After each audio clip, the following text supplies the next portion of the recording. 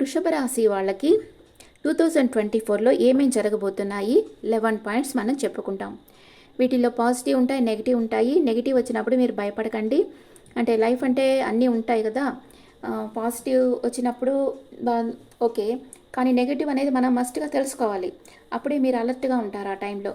అందుకని ఇలాగ ఒక 11 పాయింట్స్గా నేను గోచార బడి రాసి, ఈ టెరెట్ కార్డ్ రీడింగ్ కాదు ఇది, గోచారం ప్లానెటరీ పొజిషన్ బట్టి ఇలా 11 పాయింట్స్ చేసుకున్నాను.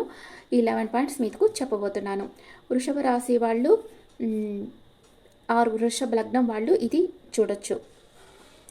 వృషభ రాశి వాళ్ళు గవర్నమెంట్ జాబ్ చేసే వాళ్ళకి నవంబర్లో మీ చుట్టూ మీతో వర్క్ చేసే వాళ్ళే ప్లాన్ వేసి మిమ్మల్ని ఒక ఉచ్చులోకి లాగుతారు. మీరు చెయ్యకపోయినా నింద మీ మీద పడుతుంది. కొంతమంది మీకు ఆశ చూపిస్తారు ఏదో ఒకటి. ఏదైనా మీరు అప్పుడు రాంగ్ స్టెప్ వేసారంటే మీరు ఇరుక్కుంటారు. నెంబర్ 1 ఇది వృషభ రాశి వాళ్ళకి. నెక్స్ట్ నెంబర్ 2, అక్టోబర్లో ఒక లేడీ మిమ్మల్ని బ్లాక్మెయిల్ చేస్తుంది. మీకు బ్యాడ్ నేమ్ తీసుకొస్తుంది. మీ దగ్గర పెద్ద మొత్తంలో డబ్బు తీసుకుంటుంది. నెంబర్ 3, నవంబర్లో లవ్ లైఫ్లో మీకు నమ్మక ద్రోహం పెద్ద ఎత్తులో జరుగుతుంది. మీకు ఏడవాలని ఉన్న కన్నీరు రాదు. షాక్ అయిపోయి ఉంటారు. మీ ఆత్మ ఏడుస్తూ ఉంటుంది. అంతే కదా, మనం బాగా నమ్మిన వాళ్ళు ఇట్లా చేశారంటే షాక్ అయిపోతాం. మనం అసలుకి అది నమ్మేదానికి కొంచెం టైం తీసుకుంటాం కదా. అందుకని అలాంటి పరిస్థితి మీకు నవంబర్లో ఎదురవుతుంది. నేను ఇది ఎందుకని చెప్పాలనుకుంటున్నానంటే స్టూడెంట్స్, స్పెషల్లీ స్టూడెంట్స్ వాళ్ళు లైఫ్ స్పాయిల్ చేసుకోకూడదు. అందుకని కొంచెం అలర్ట్గా ఉండారంటే ఇవన్నీ ఫేస్ చేసుకునేదానికి ముందరే రెడీ అయిపోతారు కదా. అందుకని ఇలా ప్లానెటరీ పొజిషన్ ప్రకారం చెప్తున్నాను. నెక్స్ట్ నెంబర్ 4, మీరు కమిషన్స్ తీసుకునే వాళ్ళు అలా అయ్యుంటే మే టు సెప్టెంబర్ మీకు మంచి ధనలాభం ఉంటుంది. నెంబర్ 5, న్యూ జాబ్ జాయిన్ అవ్వాలనుకునే వాళ్ళకి చిన్న చిన్న రీజన్స్ చూపించి మిమ్మల్ని జాయిన్ చేసుకున్న 10 రోజులకే ఇంటికి పంపించే పరిస్థితి వస్తుంది. అందుకే ఇప్పుడు ఉండే జాబ్లోనే మీరు కంటిన్యూ అవ్వండి. వేరే జాబ్ జాయిన్ అవ్వాలి అని అనుకోకండి. నెక్స్ట్ మీకు మే నుంచి మీ గోచారం బాగుంటుంది. అప్పుడు కావాలంటే ట్రై చేయొచ్చు. ఇప్పుడు ఉండే జాబ్లోనే కంటిన్యూ అయిపోండి.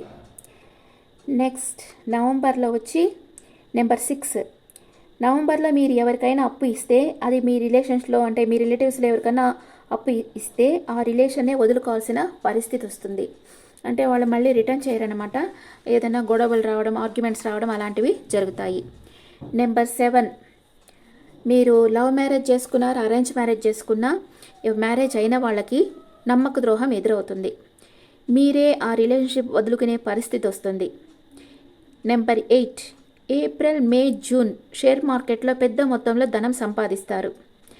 నెంబర్ 9, రాజకీయాల్లో ఉంటే వాళ్ళు చాలా ప్రాబ్లమ్స్ ఎదుర్కోవాల్సి ఉంటుంది. చాలా హెచ్చరికతో ఉండాలి.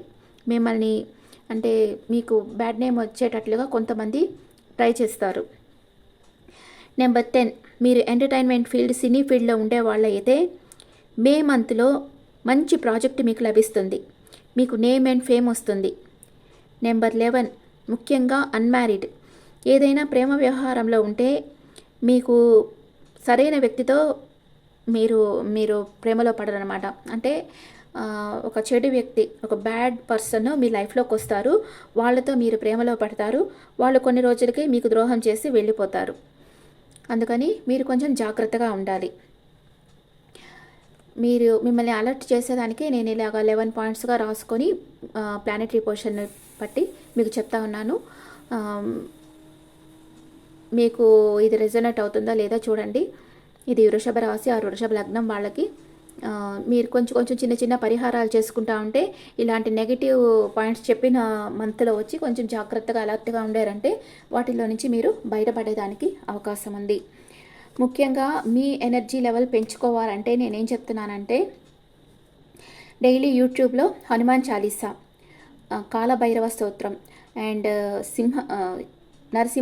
నరసింహ స్తోత్రం అండ్ దుర్గా సప్తసతి ఇలాంటివి, విష్ణు సహస్రనామం, లలితా సహస్రనామం, అవి పెద్దవి అనుకుంటే ఇలా చిన్నవి కాలభైరవది అండ్ నరసింహ స్తోత్రం అండ్ దుర్గా సప్తసతి ఇలాంటివన్నీ మీరు వింటూ ఉంటేనే చాలు. యూట్యూబ్లో పెట్టుకొని మీరు వింటూ ఉంటేనే మీ ఎనర్జీ లెవెల్ మీరు పెంచుకోవచ్చు.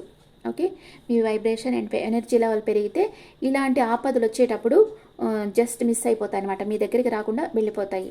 అందుకని కొంచెం మిమ్మల్ని అవేర్ చేసేదానికి ఇవి చెప్తా ఉన్నాను. అన్ని రాసులకి చెప్తాను. మీకు ఇది నచ్చితే నాకు కామెంట్స్లో చెప్పండి. Okay friends, thank you.